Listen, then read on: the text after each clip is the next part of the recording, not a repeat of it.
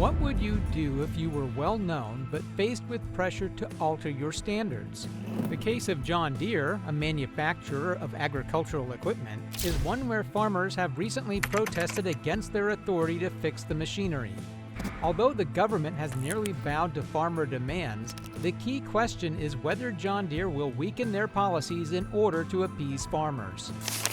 John Deere, the manufacturer of tractors, balers, and other high-tech agricultural equipment, has been accused for years by certain farming and consumer advocacy groups of preventing farmers from getting diagnostic tools to repair their costly equipment. Because of this, Deere's maintenance policies have drawn widespread criticism and several lawsuits. Farmers claim that they have been restricted from fixing their broken equipment, as only the agriculture equipment company has the license to, hence causing the farmers to pay exorbitant prices for repairs, even when they know how to fix it themselves.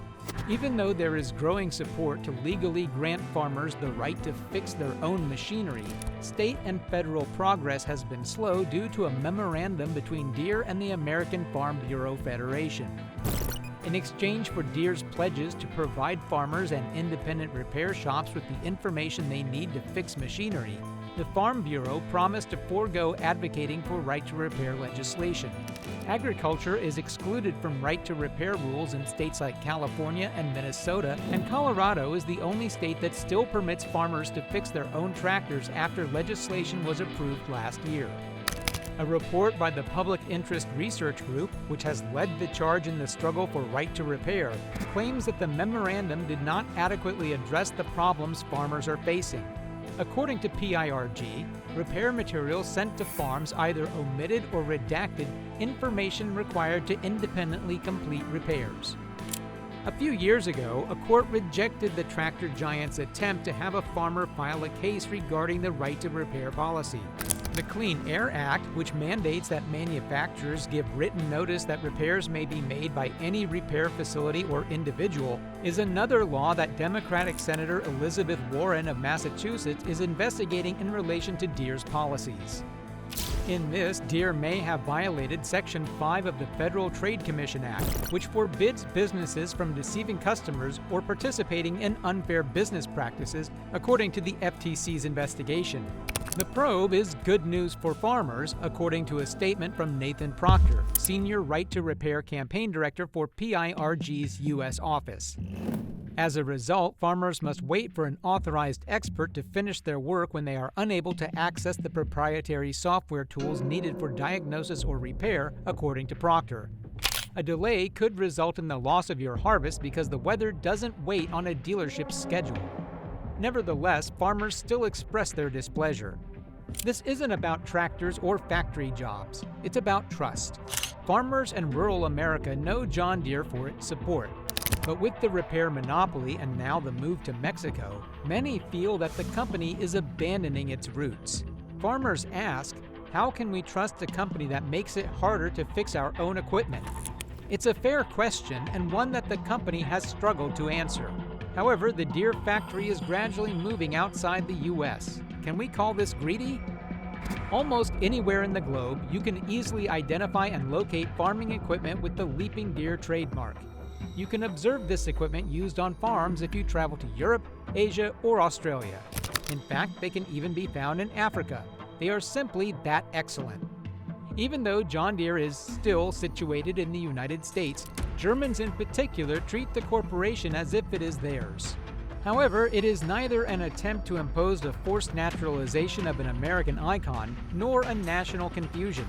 Since Heinrich Lantz, the German agricultural equipment company, was acquired by Deere in 1956, the company has been seen that way.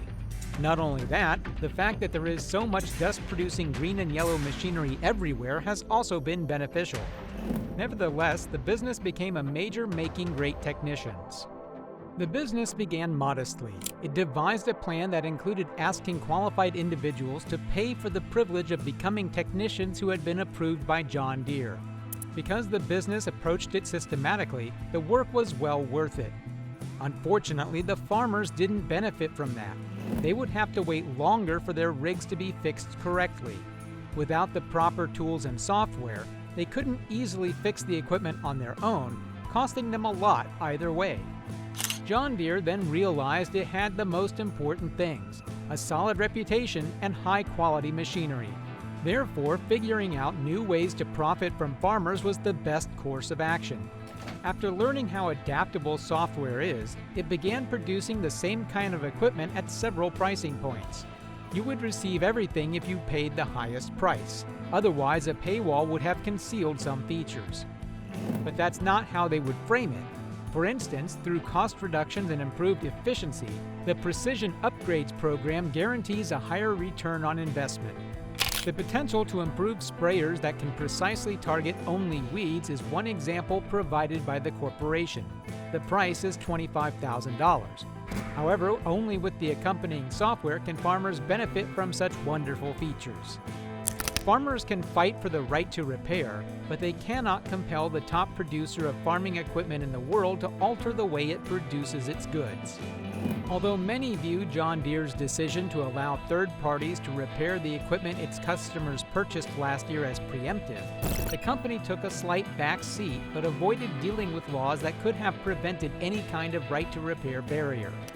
Still, it at least offered more people access to service manuals and stopped asking everyone to pay for pricey tools and proprietary software. You'll still have to use the right parts, or the technician will need a piece of advanced diagnosing software. But that's to be expected. Apple does the same thing too. Not many people are mad about it because they love the product. Even so, we are getting closer to an automated world every day. Robots are taking the place of humans in factories and warehouses, cars are getting smarter, and everyone seems to want a robo-taxi on the road. Large language models are so sophisticated that they can now create short films and music with a few prompts, so they are also reaching people who are artistic, creative, or have an excellent eye for detail. In order to keep ahead of the curve, John Deere is implementing a major wave of layoffs. More than 600 factory workers from Iowa and Illinois were informed that they would no longer have jobs. The corporation made a similar decision 10 years ago, sending more than 1,000 workers home. The current statement cites rising cost of operation and declining market demand as the cause of these extreme actions. But at the end of 2026, John Deere plans to manufacture compact track loaders and skid steer loaders in Mexico, which aligns with this round of layoffs. Although farmers should be allowed to repair their own tractors, John Deere must uphold their standards, and this is what matters most to the business. The business must, however, also look beyond the here and now and modify the repair strategy. What do you think about the Deere factory policy on repairs? Leave your thoughts in the comment section. Until next time, thanks for watching.